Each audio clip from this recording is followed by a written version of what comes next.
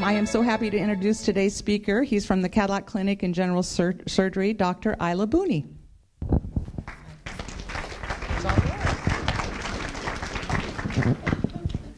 Thank you very much for coming. If you're wondering where this accent is coming from, let me tell you briefly. I was born in Jordan, and it's very close to where Jesus was born, to a small Christian family. And then we moved to United Arab Emirates with my father, maybe 12, 13 years. And then I went back to Jordan, did medical school there, and then went and lived in London for another 5 years, and then came to Chicago for the last 7 years, where I trained also in surgery, in colorectal surgery. So that's my specialty, it's colorectal surgery. And thank you all for coming, and thanks for Kadlec for this opportunity, thanks for Charter, and for the church for allowing me to talk. This talk is adapted from the American Society of Colorectal Surgeons, so there's a lot of pictures and slides and diagrams that are actually from the society. If you go to the website, you'll find a lot of information that are similar. This is our society. So anorectal disorders are very common, and I'm going to be briefly touching on the way they present and how we evaluate them, and how we treat some specific disorders and work them up and treat them. You're going to see a lot of pictures. I hope they're allowed to be put up in the church, but we'll see. Let you judge. Patients commonly present with pain. That's very common symptoms. They can also have bleeding, or they can complain of a mass coming out of the rectum. They can have incontinence, something seep in, stool or liquid or solid stool or gas. They can itch, or they can change in their bowel habits. They alternate diarrhea, constipation. And then when we examine them, we can elicit some tenderness, or we see fluctuation if there's an abscess or some redness and maybe a mass that we see.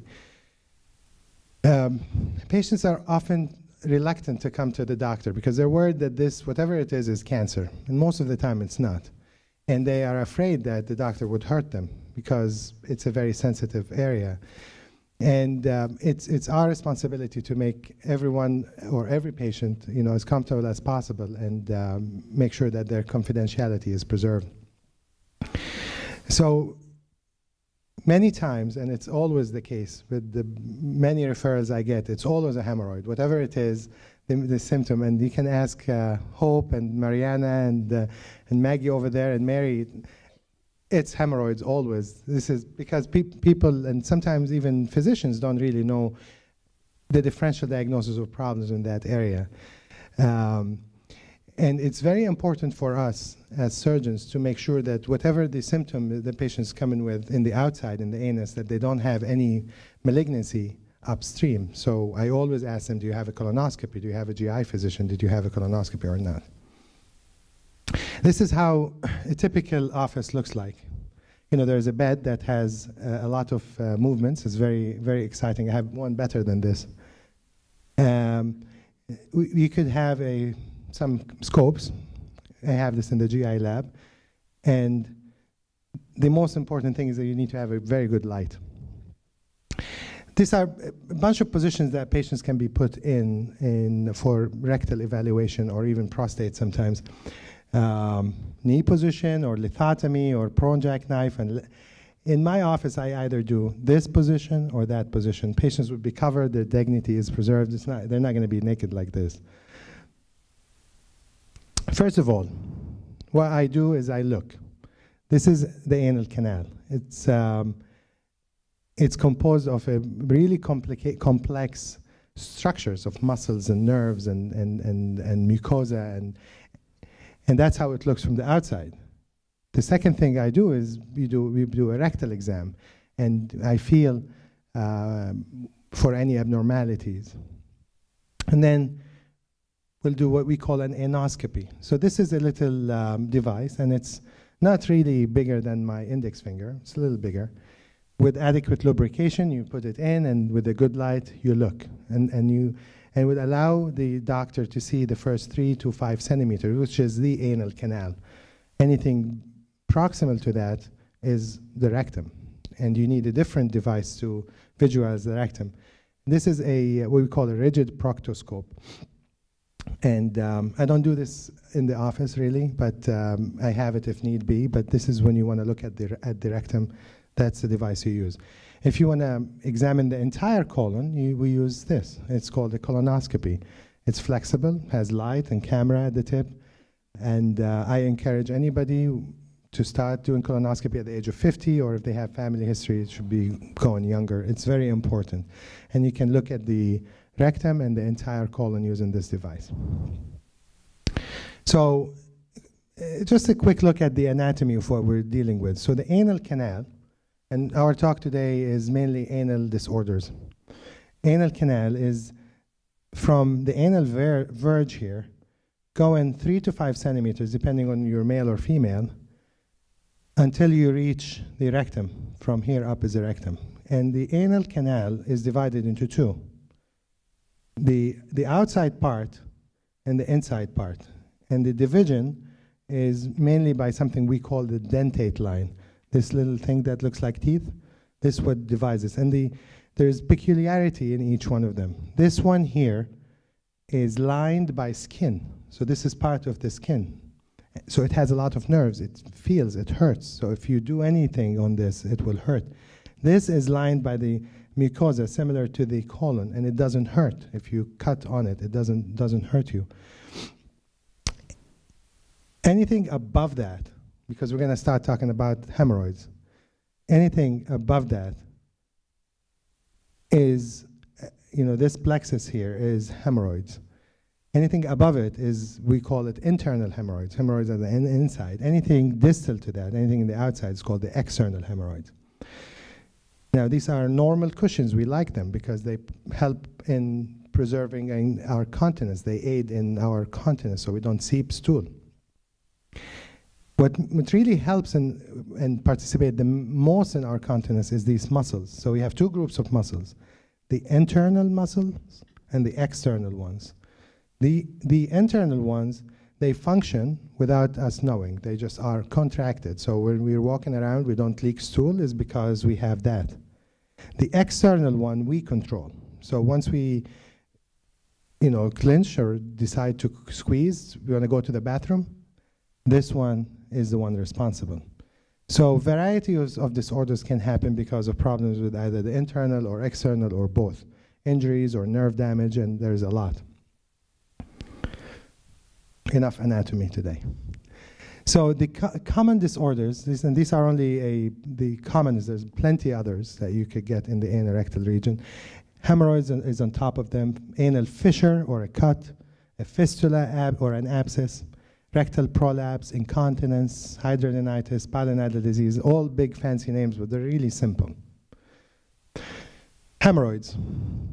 So as I said, they're normal vascular cushions. We want them to be there because they aid, along with the sphincters that we have, aid in our continence. They help as much as 20 to 30% of our continence is because of these little hemorrhoids. But once they become bigger, they can give symptoms like bleeding and itching and prolapse and others, and then we start taking care of them. So they're composed of blood vessels and some connective tissue and some muscle. And they're most commonly in location that's always constant. So this is a person that's kneeling forward. So that's the left side, and this is the right side. So this is the left hemorrhoid column. This is the external one. This is because you're looking at it from the outside. So this is the left lateral. This is the right posterior, and this is the right anterior. So that's the three columns. When I examine my patient, I put them in a position, this is where I look.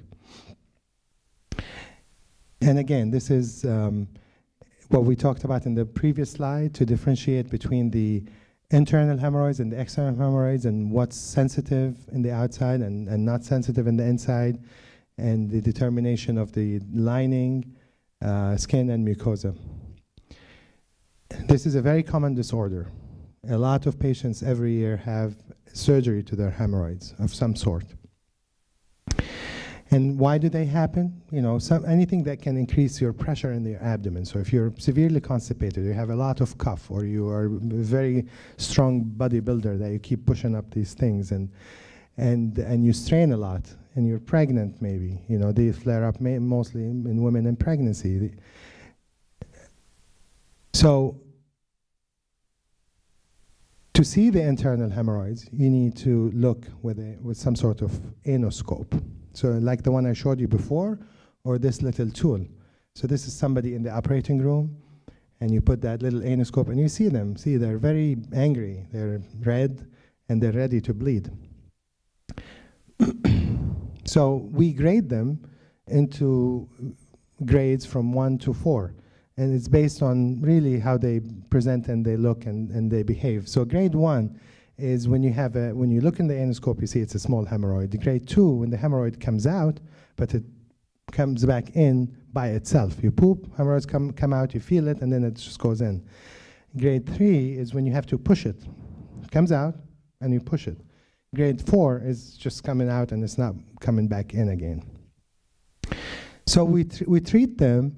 We start with what we call conservative management. We always like to start with something before we do surgery. So we increase the fiber in the diet. We make sure that they are on a stool softener and they drink plenty of fluids and see what happens. We also ask the patient to sit in a sitz bath. Sitz bath for a colorectal surgeon is your friend. It treats everything because it helps relax you, relaxes your muscles and help all the blood to come back to your circulation and reduces the size of hemorrhoids. It's helpful for fissures and fistulas and everything. So if you come to see me, I'll shake your hand and I say, do sitz bath 3 times a day. This is standard. So if the symptoms did not improve and the patient's still symptomatic, or he has a grade 4 hemorrhoid or some other indications, then we could do any of these procedures, either in the office or in the operating room. So in the office, we could offer a patient a rubber band, which is like literally a rubber band. It's very, very small, that we choke the hemorrhoid with it. It's like really choking it. We grab the hemorrhoid and choke. I'll show you a picture of how we do it. We can inject it with some material that would kind of make it burn it and make it sclerosed and doesn't protrude again. And we do other things like infrared coagulations and lasers. Or we take them to the operating room and we do either excisional hemorrhoidectomy, kind of remove the hemorrhoid, or staple the hemorrhoid, which I like to call as a facelift of a hemorrhoid. You do a facelift. These two, I just put them in. They're historical. Nobody uses them anymore. I don't think so. They're very ancient procedures. So again, for grade 1, 2, and 3, you can do some office-based procedures. Grade 4, you can't really do any office-based. They don't work. And for people who have mixed hemorrhoids, both the external and the internal, they're huge and big, office-based don't really work. And this is another diagram of staging how this is from the American Society. So how do we do the rubber band? So you put the anoscope inside the anal canal, like this, and then you retract that introducer. The hemorrhoid is like here, you see it, very nice. And then you grab it with a grabber, we call a forceps, and this is the rubber band. We apply it with a cone onto the applicator, this one. It's called McGibney. And then once you grab the hemorrhoid, you put the rubber band on and then shoot. And this is the end result, that you can just choke the hemorrhoid up and it will fall off in 4 to 5 days and you're good. And these are really good. Their success rate is very high and they sustain, patients would be for 10 years with no problem. And the good thing about them is that they don't really cause pain. They just, if you put one rubber band, patients might have symptoms of, I hope I didn't do it to anybody here and had pain, but you normally don't get pain. You get a feeling of pressure. You wanna poop for a day and then it will go away. And we don't like to do more than one at each session because of that symptom. You feel a lot of pressure after this procedure. But then you can apply it more than one time. And you're not removing the entire hemorrhoid, so you have that privilege of leaving the hemorrhoid to help with continence, so it's good. And its complication rates are low. But patients can bleed and they can have infection from it. It's rare. This is the sclerotherapy. Is you go in with a needle that has some material that we use, and I like to use phenol, and it's a sclerosing agent. You just inject into the hemorrhoid, and you just kind of burn it. I do this when patients are taking Coumadin and they cannot get off a blood thinner, and you go in. It's very painless. You inject all the 3 columns of hemorrhoids, and their symptom will go away. The bad thing about it is that it has a high recurrence rate. The banding is better, but if somebody cannot stop their blood thinner because they have a heart stent or they have a valve or something, then you inject them. Now, this is a real bad hemorrhoid. You can see these are the internal ones prolapsing, and they're really bad. This must be really painful. And that's the external ones, so they're prolapsing into each other. This is a grade 4 hemorrhoid, and all 3 columns. So this patient is suffering. You can't do office-based stuff on him. You have to help him with surgery. So the surgical options are variable. As I said, you can excise the hemorrhoid, and then there's different schools. The Mayo Clinic does things, Chicago does things, and all of them end up with the same result, is that you're removing the entire plexus, the entire blood vessels and muscles that I talked about. You just completely remove it. So you're excising the hemorrhoid completely. And this is just a diagram. You just remove it and then suture on top. This is very painful. And, every patient I tell, you're going to have pain after this for a week. You're going to hate me. But then afterwards, it's going to be okay. And they don't understand the meaning of that until they get it. And then they really are in pain. And then afterwards, they come to the office and say, thank God it's gone. Because, as we said, this area is very sensitive. It has a lot of nerves, like your skin. And this is one of the other ways that's done. You use a device that burns and cuts. And this is my favorite operation. It's called hemorrhoidopexia, as I said, the facelift. So look, the hemorrhoid is kind of dangling like here. And so what you do, you put that device, it's a stapler. It's a circular stapler. So you make a purse string, if you can imagine, in a cylinder, and you put that in, and then you just fire it, and you facelift the hemorrhoid. So it's just perfect. So you kept the hemorrhoid, but it's not prolapsing anymore, and the patients are happy. We can do it pretty much to all the hemorrhoids. There are certain times when you cannot use this, but if patients have external hemorrhoids like this only, the stapling is not going to work for this. You need to have internal hemorrhoids that are giving you problems. So these are external. You can see it's very obvious. It's in the outside, and you see it. So the internal ones, you really need a scope to see it, that anoscope we talked about. But the external ones, you just look at it, you see it. Patients can have this with no problem. They can just live with this, and it's not giving them any issues. But sometimes they have itching, and they cannot clean themselves very well. Or this can get blood vessels in it, can thrombose, and this is very painful. So this is what the main symptom of this that patients come to me with is thrombosis. So they have a lot of pain, and it's because this got thrombosed. So the internal ones bleed, the external ones get thrombosed. So that's the main distinction in symptoms. Thrombose means that they had blood clot. Yeah, so they get a blood clot. So this is the blood clot inside an external hemorrhoid. So it's one. Suddenly he was just minding his own business, and then, oh, I have pain. And then they go to the doctor, they see this. If you leave it alone, it will get better. If you could, bite the bullet for a few days, put some ice and take some stool softeners and painkillers, this will go away by itself. But if you come and see me or a surgeon within the first 24 hours, let's say, then they will cut it, excise it, let's say, they remove it. Some just lance it, but I would just remove it. In the office, takes 15 minutes, and then the pain will go away, and then this will not happen again. But if the patient comes in like 2-3 days after this started, they're on their way to recovery, so I don't touch them. I just say, you're getting better anyway, so just leave it. Second topic, we exhausted hemorrhoids. Anal fissure. This is very painful. So this is when somebody says, oh, I have pain and bleeding. When I poop, it hurts. It's like very sharp. It's like a paper cut, and I have some blood on the tissue or even in the toilet. And it's typical of a fissure. So This is in the front or the back, I don't know which side, but they're 90% in the back and 10% in the front in women, but almost always in the back in men. And the reason why I say this is that sometimes the patients can have fissures, but are not related to the fissure that this one I'm talking about. They can have cuts completely from a different diagnosis, like this guy. So this is not the typical fissure. This is atypical fissure. This is huge and looks in an odd location. So when I see this, I need to make sure that the patient doesn't have one of these problems, Crohn's disease or a cancer or tuberculosis or syphilis or some other causes of it.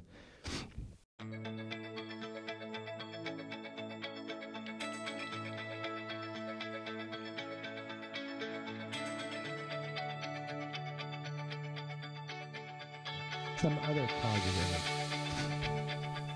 But let's say the patient had the fissure that we all talk about. So what causes that? So they could have a very large poop and then suddenly goes through a tight anal canal and rips it open. And that episode is the worst in their life, is so painful. Or they can have diarrhea where stool is coming out and that can cause very sensitivity and irritation to that area, and then they'll get a fissure. So what would happen? What do you imagine? It's this very sensitive area, has lots of nerves. It's already been ripped open. So the next bowel movement, your brain would say, wait a second, there's a cut there. What do I do? It just will contract. It's a reflex. It just goes into spasm. And it goes back into a cycle. So the more spasms it goes, so now the stool is not going to come out. And if it comes out, it's going to cause more damage because now it's tight. Now, what we also found is that the tightness, the more tight things are, it will press the blood supply. So there's no more blood going to that area to heal. So it's not going to heal. So it's a bad situation to be in. So again, so you get the trauma, you increase the tone of the anus because it's a reflex, you're cut, you want to protect yourself, and you cause more irritation, and then also you increase the blood flow, and the ulcer would not heal. And so these little things happen when the cut occurs. The body now is trying to protect it. So it's trying to do things, doesn't know how to kind of cover it. So the skin around it would overgrow, would cause what we call a skin tag. And this is what people sometimes confuse with a hemorrhoid. So they say, oh, you know, it hurts to poop and there's blood, and now I feel this little thing, and you look at it and you think it's a hemorrhoid. It's not. It's just a piece of skin that grew because you have that cut and the body wants to protect it. So we call this a skin tag. And then in the inside, when you know, this is a patient that's asleep, obviously, because you cannot do this on an awake patient. He will choke you. You cannot touch them with a fissure. You can do an anoscope on a regular patient, it's fine, but not. So from the inside too, you can get this little tail. You can see that it's called an anal papilla. So from the inside and the outside, the body wants to protect you from this raw surface area. So what do? We give them painkillers. We ask them to do the sitz baths. Again, this is very good. Take stool softeners, pain medications, all of these. But then what we also give the patient is a topical cream that would applied on the anus from the outside, because you cannot put your finger inside or touch inside. It's very painful. So on the outside, that cream, its goal is to relax that muscle. Just help it, force it to relax. So it would get enough blood supply on the area and heal. It's successful in 50–60%, so it's like half and half. Try it for 4 weeks. Didn't work, we give you another 4 weeks of a different drug, and if it didn't work, then you would need surgery. And the surgery's goal, and it's not really clear in this picture, but is to cut part of the internal sphincter. If you remember that picture, the internal external sphincter, if you cut part of it a little bit, this is one of the operations, not all the time, but one of the very successful operations when you have a very tight sphincter, is to cut part of it, and then it will, you know, obviously relax the sphincter, because now you have a keyhole in that ring. So it will relax the sphincter and will allow that to heal. Okay, so another common problem is anorectal suppuration, what we call it. So in an acute phase, and when somebody comes now with this problem, they will have an abscess. Look, it's red and it's angry. Everybody knows this is an abscess. And it's near the anus, so it's a perirectal abscess. So they call me for this because this is very important to deal with. And then in the chronic phase, when this abscess is treated, and you get what we call a fistula. So a fistula, this thing, is a communication between the inside and the outside. Because almost all of these happened because of a problem or a communication from the inside to the outside. So they come in with an abscess, you drain that abscess, so you make an incision, you drain it, and then you go on your way and you get it treated, and then I guarantee you many patients would come back with this. That the abscess is healed, but there is a communication still from the inside. So let's look at it more closely. These are the multiple causes of abscesses and stuff. We don't have to memorize those, unless you want to memorize it. Anybody wants to? You can have a copy of that. So, do you have dogs? Yeah? And have you ever looked at the anus of a dog? Do you know that they have glands in their anuses? And some people squeeze that blockage out. We do have same thing, very similar, but we can't squeeze it when it gets blocked. It's when this gland here gets blocked in the anal canal, gets an infection, you get an abscess. And this is the start of the problem. So this abscess wants to find a way to go out, to drain. So it started from the inside. So imagine there is another one of these here. So that's the inside. And found its way between the sphincters, and now it wants to go wherever it wants to, up here, whatever it decides to go to drain. Because abscesses are nasty. They just want to keep eating around and just find their way out.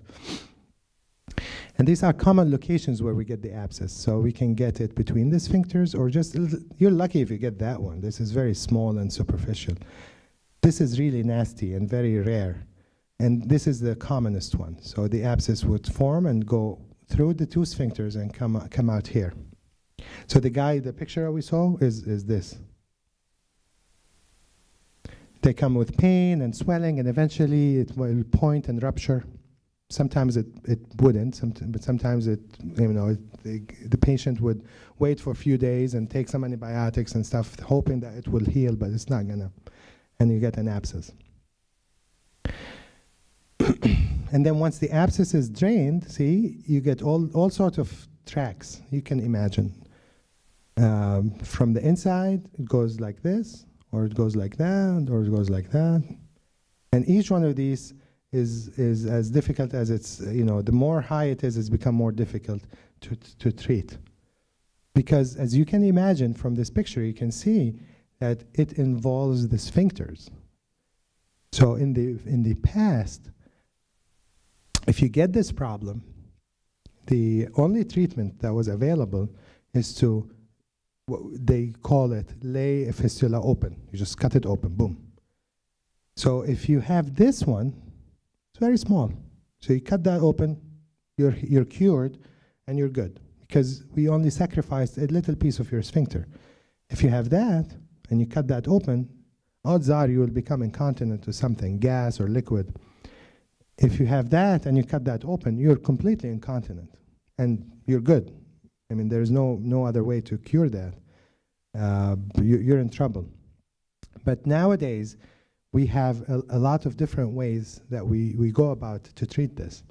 So if I see a patient coming to me with this, I tell them from the beginning, this is going to take a long time. It's not going to be one surgery. It's going to be multiple operations, multiple visits. You're going to be with me so that I don't end up cutting your sphincter, because I'm not going to do that. And I'm going to use all the other alternative methods that we learned over the years to help cure this. So this is what you do when you lay it open. See, it's open. But this guy has a very shallow, small fistula. So he's fine. He's not going to have a problem. I don't think I have a picture, or legally have a picture of that one with the, that would be ancient operations. But these are the different ways that we use now to treat a fistula. The staged fasciotomy or advancement flap, anoplasty, glue, plug, a procedure called a lift procedure or advancement flap, they talk about it. So these are the commonest ones that we use, and we try one after the other until we cure that fistula. Have you ever seen rectal prolapse? The first time Hope, my MA, seen a rectal prolapse, she almost fainted. But it's a very common problem. You can get it for various of reasons, and the rectum just comes out. You go to poop, the rectum comes out. And patients would become incontinent, and they have bleeding and discharge, and it's very distressing. It's not a pleasant thing to have. And this is, if you look, remember the hemorrhoid picture? This is similar to it. So this is to show you the difference between a prolapsing hemorrhoid, so there's a lump that come out in this hemorrhoid, and then a rectal prolapse, that's the rectum come out, the entire rectum. The treatment is completely different. So there's two main ways that we treat this. We can either do surgery through the abdomen, and we do it nowadays with the keyhole surgery, minimally invasive with the laparoscope. You go in, you dissect around the rectum, you pull it up, and you suture it. Or you can treat it through the perineum. And it's all case dependent and patient dependent.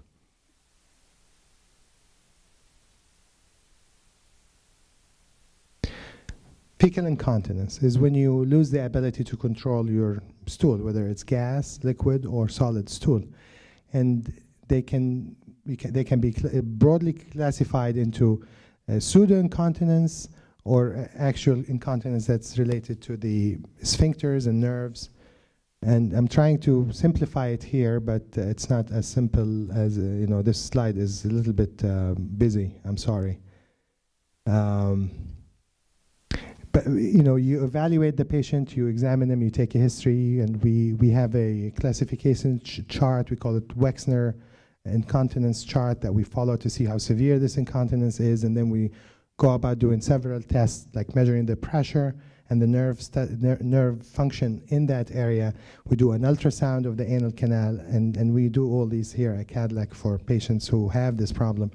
And then we, depending on why they have the incontinence, then we treat it. For example, a lady gave birth to a large baby, and then they did forcepses, and they cut her open and all these, and they sutured it, and she went fine. And now she's 50, and this happened 30 years ago, but now she is incontinent. So you know that she was compensating with all the muscles around when she was 20 with this very traumatic delivery, and now she can't do it anymore. So we do an ultrasound, and we see a cut in this sphincter, and could be big, could be small, that defect. And then we do a manometry. We'll check the function, how well she's able to squeeze. And then we offer her the different treatments. So we either fix that muscle, re-establish that ring, or we recently, and it's only been 18 months since we were approved in the United States. It's been done for over 10 years in Europe, and to doing what we call nerve stimulation. In your back, we put a little probe, and very similar to the heart, what do you call it, this thing, the pacemaker. Very similar device. We put it in the butt, and it will stimulate the nerves, and has a great success rate for this particular problem. And this goes about talking about the different ways that we try medical management. We try to constipate the patient. We can also, and we also have it here, it's called biofeedback. It's retraining the pelvic floor muscles. It can help. I would say 50% of people benefit from it, not a lot more. And these are the various operations: sphincter repair. Encirclement procedures is when you, it used to be approved and it went off the FDA, and now it's back approved, is when you implant a device around the anal canal to inflate a balloon. It's like an extra ring, and you press a button and it will inflate and will. It had some problems with infection, as you imagine. They use it for bladder incontinence sometimes for certain indications. Pruritus ani. This is a very, very common problem. These patients come in saying, I'm itching all the time. And, it causes a lot of mental and physical disturbances. You're itching, and it's hurting, and it's causing the skin to bleed. And this problem, this is essentially a skin disease. And it can be caused, again, by a lot of reasons. But the biggest offenders is what we do to cause that problem. And this is something I need everyone to remember, to tell everybody around. If you have itching, this is the biggest offender, is what you eat. Because caffeine and citrus stuff, tomatoes and spices and beer, not all alcohol, just beer, it's been found to change the way that the stool, acidity of the stool and the pH of it. And then you poop and it would disturb the nerves in that area, and then you have a little seepage that you don't know about, and that causes a lot of irritation in the skin that's around that anus, and will cause a lot of itching. So the first thing you do is you stop completely all these things. And they not mentioned here is cheese. Cheese is also one of the big ones. So in caffeine is coffee, tea, Pepsi, Mr. Pepper or Dr. Pepper, or these guys. If you use a lot of like perfume or things that have the wipes that have smell on it, and you use this, all you think is, I'm going to be like a baby wipe and gently wipe my butt. It's not good. This is bad. You use water, and preferably nothing on it, just warm water, sitz baths or a shower and stuff, and clean. And if you have that problem and you're having severe irritation, do not wipe. Just sit in a bathtub, shower, and then dab your butt dry. Dab it with a cloth. Just dab it dry. Do not wipe. Wipe is bad. And some other people, my boss used to tell the patients, be careful, but you can blow dry it, but don't do it while you're in the water.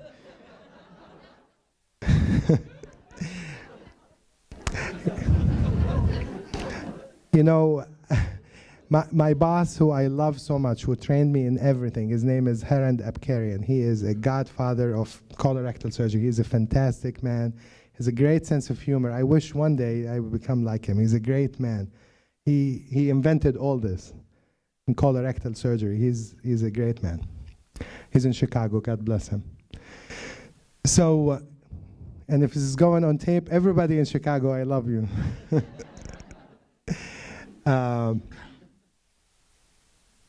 So, other things that can participate in the etiology of this itching or pruritus ani is the more you gain weight, the more you wear tight clothing, and sometimes hemorrhoids also contribute to this. So before I treat a hemorrhoid, I really need to make sure that patients do all this before we start treating that problem. Do you want me to keep going on, or you have questions? Because, I'm going to ask it in a different way. Is your ethnic diet, contribute to your symptoms? Yes, if you have symptoms. You don't have to have all these. I eat all these things, and I personally don't have that problem. But maybe when I start having this problem, I know what to stop. So I'll start with the cheese. And the caffeine. I drink coffee a lot. I don't eat chocolate. Chocolate is one of them. I don't know if they have mentioned it or not, but chocolate is a big offender. Caffeine and cheese and beer and tomato sauce and spices and nuts. All these are big offenders. So yeah, it's not your ethnicity. It's not because you're Hispanic or yeah. And then if you're not used to eating spicy food, then you will know what it means when you go to the bathroom.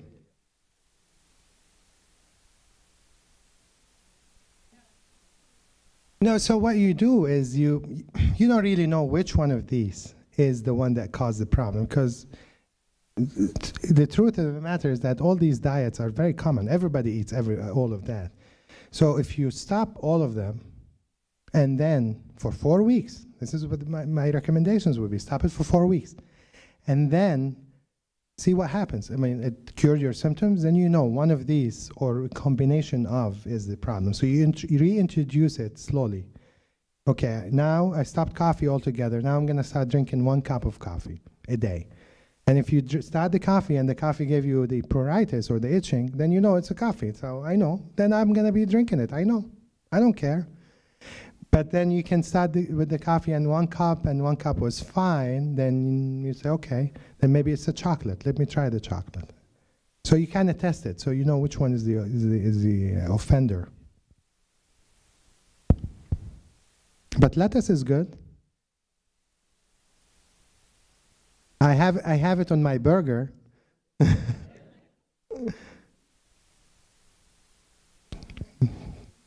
Hemorrhoid itself can contribute to the itching. One of the symptoms of having hemorrhoid is itching. But if you come to me saying I have itching and I examine you and I find hemorrhoid, I'm not going to treat your hemorrhoids first. I want to make sure you don't have this condition. This is very common.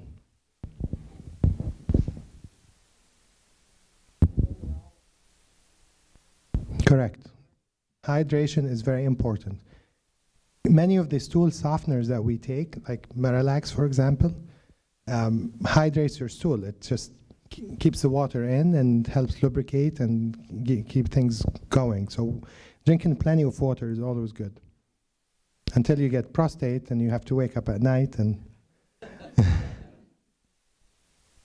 so both are good to be used together because the fiber works in a way, it bulks your stool, and the stool softener would make it soft and come out easy. So that's your goal, is to sit on the bathroom as quickly and finish as quickly as possible. You don't want to sit and strain. If you think you're going to be reading a newspaper and straining, stop. It has to be a very quick thing. You minute, 2 minutes, and then if you can't go, just stand and just leave, do something else. So once you bulk your stool, it's all in one big bulk and it's soft, so it just comes out, boom.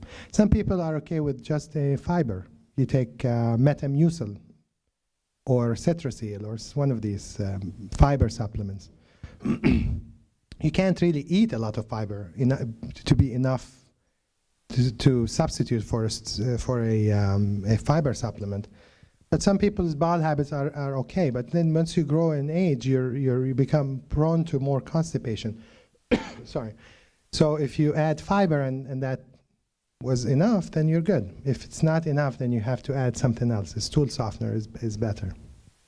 And you have to be careful when you look at the things. There are stool softeners and there are laxatives. Laxatives are also completely different. Laxatives can make you dependent on them. They're not going to harm you, but then the doses would increase. You have to use more and more as the time goes. But stool softeners are benign. They're not going to harm you. I think this is just a advertisement for celebrities. They want to listen. I can't remember his name, but they used to think it was a belief, even from surgeons, that having stool in your system is going to poison you. So constipation was a really big thing in the past and in the 40s, and it was real that they used to remove part of the colon because of that, because they worry that stool is going to harm you. But the way God designed our colon in the normal function, it does not harm you. So yes, it's uncomfortable. You need to take stool softeners, but they probably, I actually never looked at what they do in colonic cleansing, but there are clinics that people go and pay money, and they put things in your bottom and a hose, and they do the enemas, and they feel good because they just had a bowel movement, so of course they feel good. But I use for colonoscopy. If you ever had a colonoscopy, they give you a bowel prep. It's the same thing, it's either Miralax, a big gallon of Miralax, you drink, you clean yourself, or some other things that are, like smaller and so. But they all have the same effect. They clean you. But the ones I commonly use, and it's just not because I know anything good or bad about them. It's because I've been trained, and this is what we used in Chicago. Miralax is very good. Very benign, and I'm using the trade name. I'm sorry, but it has a generic name, and you can buy it multiple different forms. Colase is another one. It's very good too. And you can add, if you needed milk of magnesia, mag citrate, all these. But I don't know of a bad one. I'm sorry. It might be, I just hate saying it without, I don't want to give you a diagnosis without examining you. It's a condition called proctalgia fugax. So what happens is that you get spasms of the anal canal. It wakes you up from sleep, stays for minutes or to an hour, sometimes of pain. And this can be treated by giving patients muscle relaxants of some sort. And again, sitz baths and bulk your stool with fibers and things. But it's a common condition. It's part of a disorder in the pelvic floor muscles that we call levator ani, the pelvic floor that surrounds the sphincters. It's called the levators. And these can go into spasms. If you're sitting on really comfy chairs, don't sit on comfortable chairs and relax like this. Sit on a more regular and eat fiber and do sitz baths.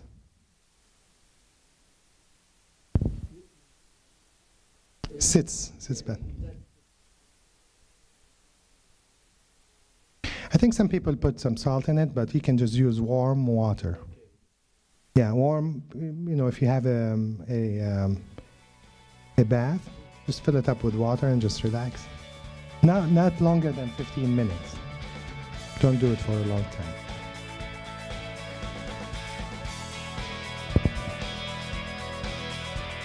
Have a good day. Thank you very much.